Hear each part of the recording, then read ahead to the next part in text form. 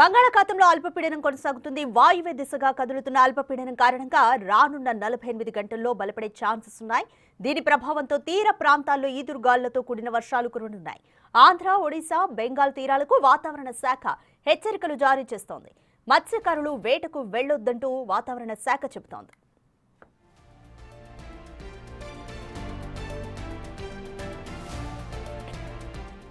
రానున్న 3 రోజులు విస్తారంగా వర్షాలు కురిసే అవకాశం ఉందని వాతావరణ శాఖ చెబుతోంది. విజయనగరం, విశాఖపట్నం, అనకాపల్లి, అల్లూరి సీతారామరాజు జిల్లాలతో పాటు కాకినాడ, ఈస్ట్ గోదావరి, కోనసీమ, కృష్ణా, గుంటూరు జిల్లాల్లో భారీ వర్షాలు కురిసే అవకాశం ఉంది. ఈ నెల 13న బంగాళాఖాతంలో మరో అల్పపీడనం ఏర్పడే అవకాశం ఉందని వాతావరణ శాఖ అధికారులు తెలిపారు.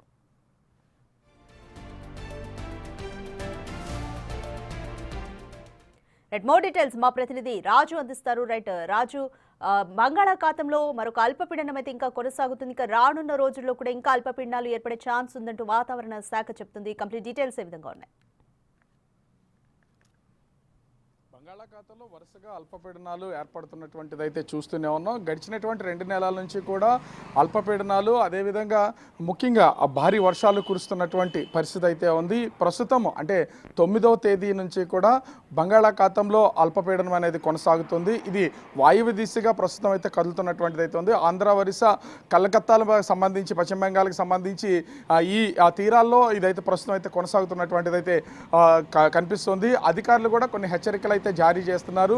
ముఖ్యంగా ఈ అల్పపీడన ప్రభావంతో రానున్నటువంటి 3 రోజులు కూడా అటు ఉత్తరాంధ్ర, దక్షిణ కోస్తా జిల్లాలకు సంబంధించి భారీ వర్షాలు కురిసే అవకాశం ఉందనేది వాతావరణ శాఖ అధికారులు అయితే తెలియజేస్తున్నారు. అల్పపీడనం మరొక 3 రోజులు అంటే 48 గంటల్లో ఇది బలపడే అవకాశం అయితే ఉంది. దీని ప్రభావంతో 3 రోజుల పాటు భారీ వర్షాలు కురుస్తాయి. ముఖ్యంగా అటు విజయనగరం, విశాఖపట్నం, అల్లూరి సీతారామరాజు జిల్లా, అనకాపల్లి, ఈస్ట్ గోదావరి, అంబేద్కర్ కోనసీమ జిల్లా, కాకినాడ, కృష్ణా, గుంటూరు జిల్లాల్లో భారీ వర్షాలు కురిసే అవకాశం ఉందని వాతావరణ శాఖ అధికారులు అయితే తెలియజేస్తున్నారు.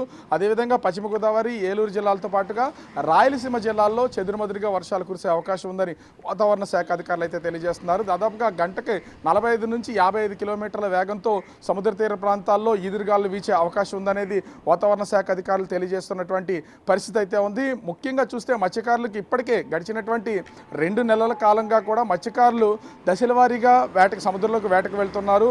వాళ్ళు వేటకు వెళ్లే సమయంలోనే ఇటు అల్పపీడనాలు ఏర్పడుతున్నటువంటి నేపథ్యంలో సముద్రం గాలివాటం ఎక్కువగా ఉండడంతో తిరిగి వాళ్ళు సముద్ర తీరాలు రావాలని ఇప్పటికే హెచ్చరికలు జారీ చేస్తున్నటువంటి పరిస్థితి అయితే ఉంది. ఈ నేపథ్యంలోనే 2-3 రోజులు మాత్రమే వేటాడి వెనక్కి తిరిగి వస్తున్నారు. దీంతో మత్స్యకారులు కూడా తీవ్ర ఇబ్బందులు పడుతున్నారు. ఇప్పుడు కూడా ఈ 48 గంటల పాటు కూడా మత్స్యకారులు ఎవరు వేటకు వెళ్ళొద్దని విశాఖ వాతావరణ అధికారులు అయితే సూచిస్తున్నటువంటి పరిస్థితి అయితే ఉంది. దీనికి తోడు ఈ నెల 13వ తేదీన మరొక అల్పపీడనం అది ఏర్పడే అవకాశం ఉందనే అది విశాఖ వాతావరణ అధికారులు, అదే విధంగా భారత వాతావరణ శాఖ అధికారుల ద్వారా తెలుస్తున్నటువంటి పరిస్థితి అయితే ఉంది.